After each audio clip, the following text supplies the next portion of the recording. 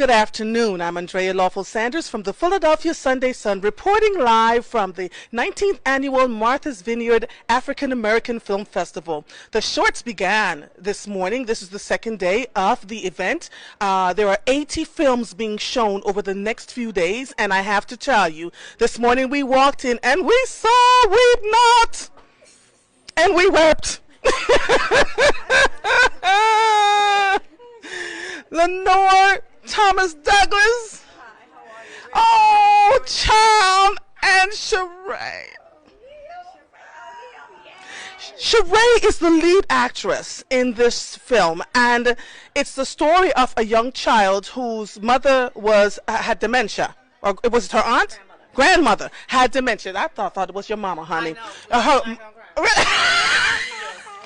Her grandmother had dementia, and in the middle of the dementia and her, calming the grandmother and spending great time with her, the grandmother said something.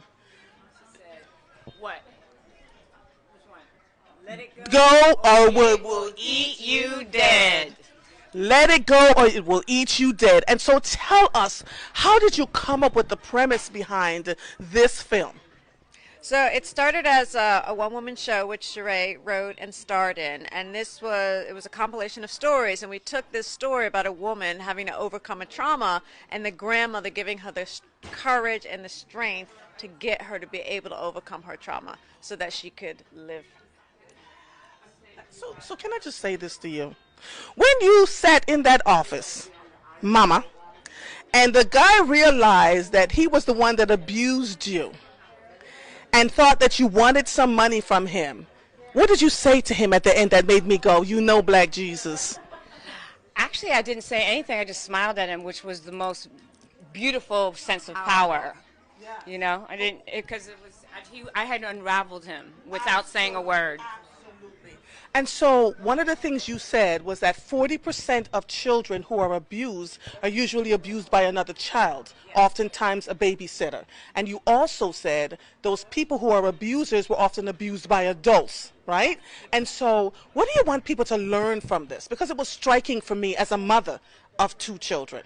Yeah, the thing is, you never know when a child's going to be in a situation, so the best thing you could do is give the children the tools, like talk to them about it so that they understand what it is, because if you can have dialogue about it and you take the shame away, then a kid knows what's going on. It can come right to you the second they sense something, and teach them to trust their instinct. If something feels strange, come talk to me. Open dialogue. And the more you have open dialogue, then that's how you keep children safe. Yeah.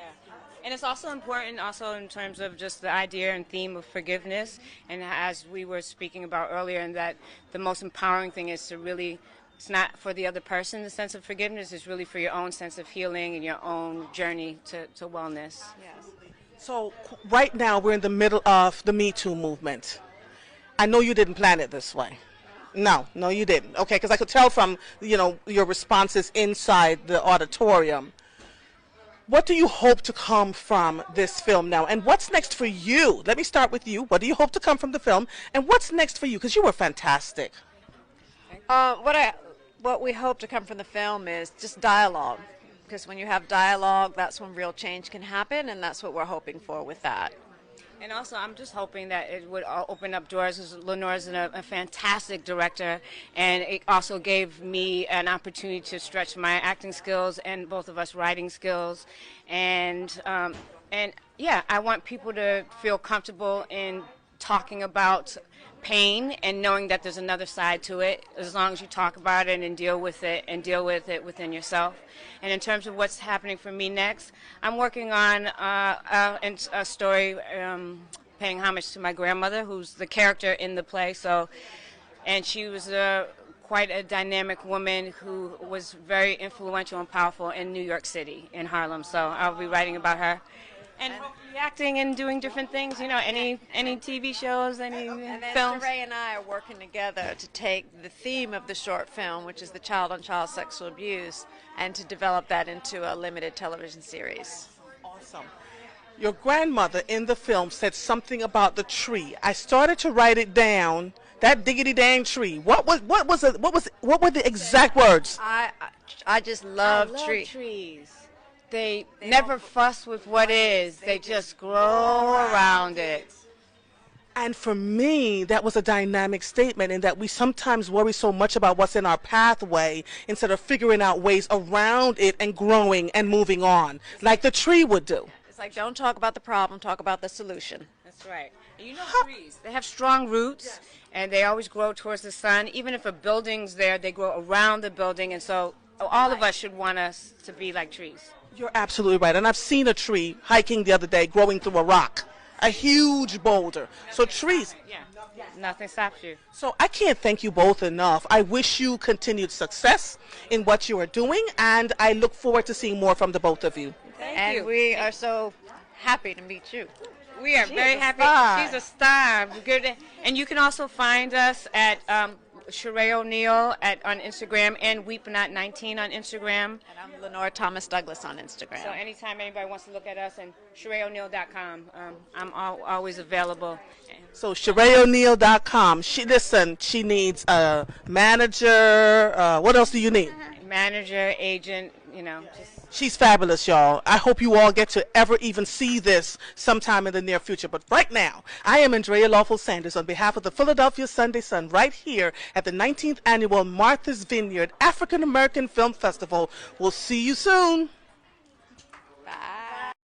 Good morning. Right now at the Martha's Vineyard Film Festival, African American Film Festival, we have Jared Kushner.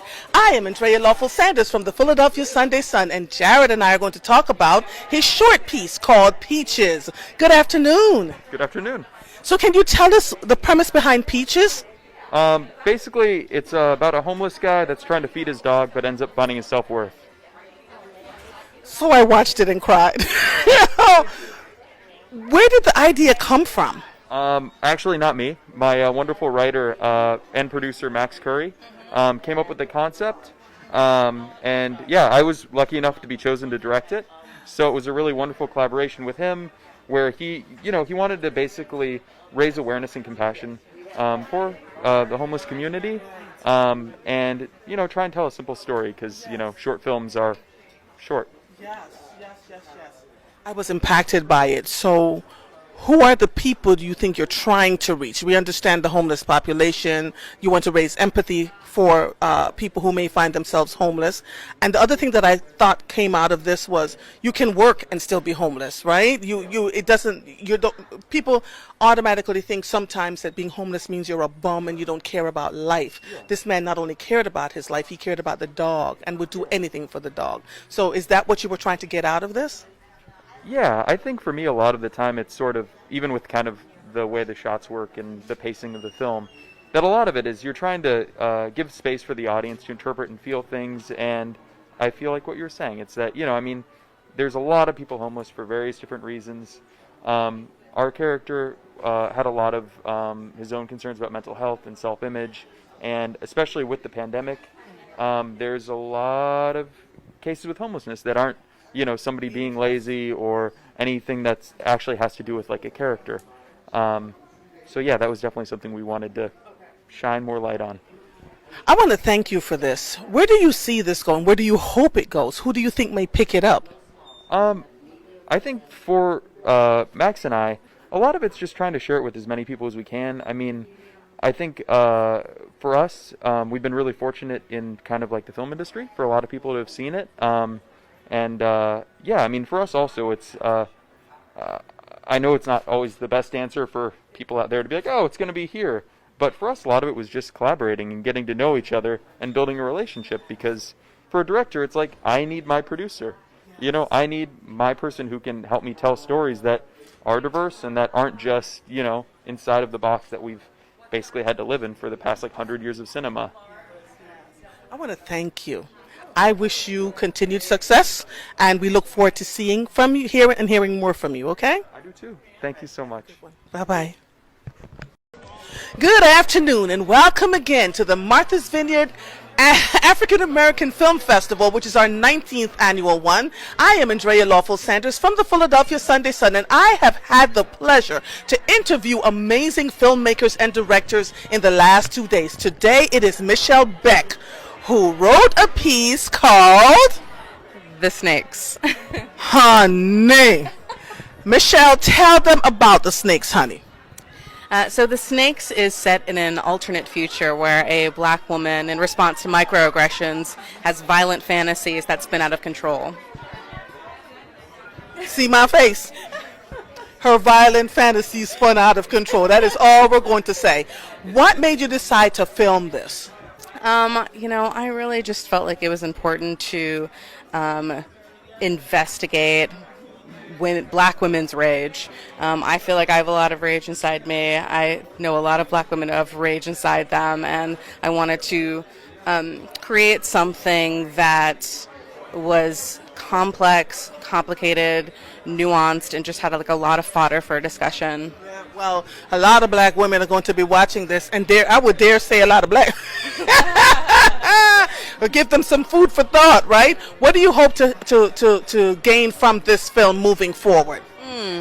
I really would love to, just create more conversation and just I'm always looking to change the narrative, especially for a black woman, showcasing them in a different light, in a different way, and really creating seeing especially black female lead characters as people who can be nuanced and fallible and complicated.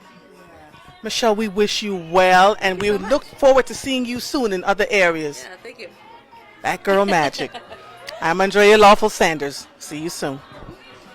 Noon. I am Andrea Lawful Sanders from the Philadelphia Sunday Sun for the 19th annual Martha's Vineyard African American Film Festival. Hunty, if you are not here, do not let my patois come out. If you are not here, you need to be here. And so we've seen 2 sets of films now, this morning and this afternoon, and today we're interviewing, Lord Jesus, let me just let you say it. First of all, they're cute. Aren't they cute? They're gorgeous. The folks from the film Motions, correct? Yes, all right, yes, so yes, tell us yes. who you are.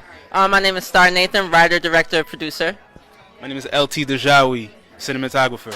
Where are you from? From Waltham, Massachusetts. Where's your family from? Oh, West Africa. All right, I just knew. Yeah. Gardy Jean-Francois, Haitian. Haitian? Haitian from Waltham as well. Yeah. I just assist on the back end anywhere they need me. You better come on. How you guys doing? I'm Dominic Thompson, the production supervisor. Okay. You from America? Yeah. I always ask that question because I'm from Jamaica, and so I'm very interested. Yes, the patois. Yeah. And so I am always interested in all the different languages, the variety of what we bring as a people. Not just being born here on the continent right here, right? In America. 100%. So tell us about Motion. So you had me at working job to job, paycheck to paycheck, being told no 1,000 times, and yet there was so much brilliance in what you all produced. Tell people what the journey was like, because I think they see, I want to be a filmmaker, but nobody really wants to do the work behind what it takes to produce. You also said one more thing about investing in yourself. That made me almost fall out my seat, right? Because we want the quality work, but we don't want to buy the equipment. We don't want to save the money to buy the equipment to do what we need to do. Tell us about your process so that they can hear it. So we're a team, and we're a big do-it-yourself way. I think in the beginning we were asking, hey, can you help us with this? Do you mind assisting here? And it wasn't until LT and I came together and said, you know what, we're fully capable of doing this. And we really work yin and yang. His strengths are my weaknesses, and my strengths are his weaknesses. And it works super well. We gel, and it's really about teamwork. It's really about teamwork, even with Gardy and Dom. Everyone has to do their role. And I saw this the other day on Instagram, and one of my friends posted it, but it really resonates with us and the team. It's just when ego enters the room, God exits the room. And so with this team, there's no ego. If I have to roll up my sleeves and do something, we do what we have to do for the best product possible. Absolutely. He shut up. See now? Yeah. So why this particular film, Motions? Why this? I heard you saying it in the auditorium, but I need them to hear you. Motions because even now we shot this 3 years ago, but I feel like it's evergreen in the sense that I want people to walk away just having more compassion for one another, being a little bit more kind. You know what I mean? And knowing that like you might be entering someone's bad day, but not casting judgment. The whole thing is just like not casting judgment, and that everyone is going through something, and to take a breath and take a beat, and knowing that these feelings are temporary. All this stuff is temporary, good and bad. Just really like staying steady there. So I'm a mother of sons. And when he was going on the interview, I have a son living in New York right now who I know is struggling like hell. Won't call me and ask for anything, right?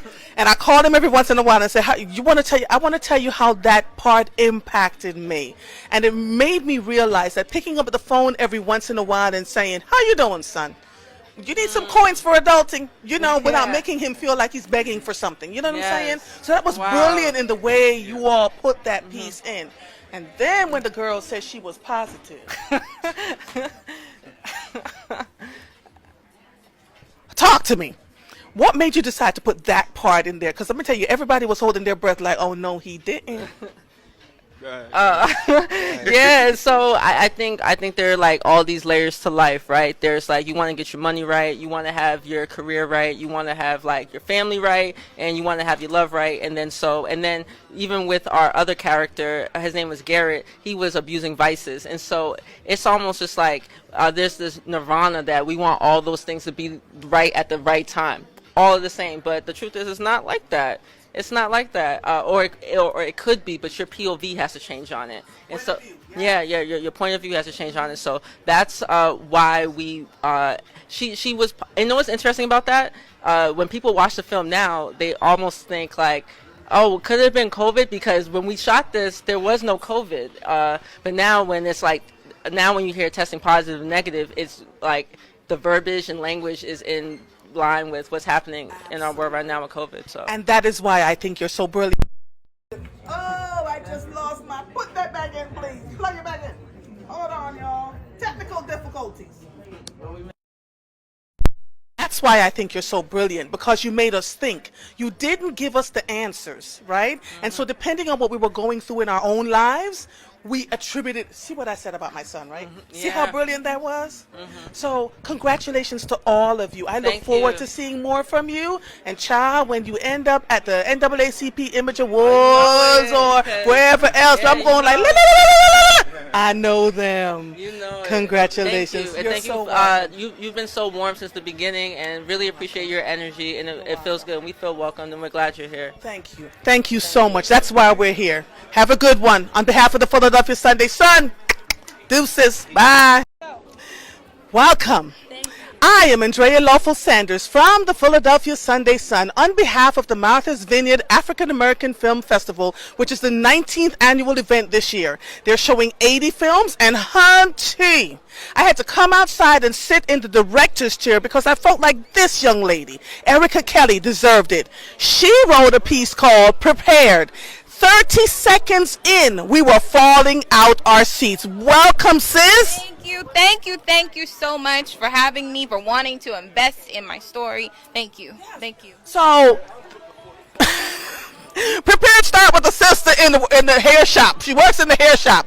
And the conversation that she was having with herself, with her friends, with this book that she was going to be reading, a self-help book narrated by none other than Cheryl Lee Ralph from Philly. Woo woo! And so, what I love about this film is that it so resonated with us. I don't watch television at all, and when I saw that, I fell out. I literally started cracking up. You saw me get up and we were talking. So tell us why this piece was important to you and why you were doing it.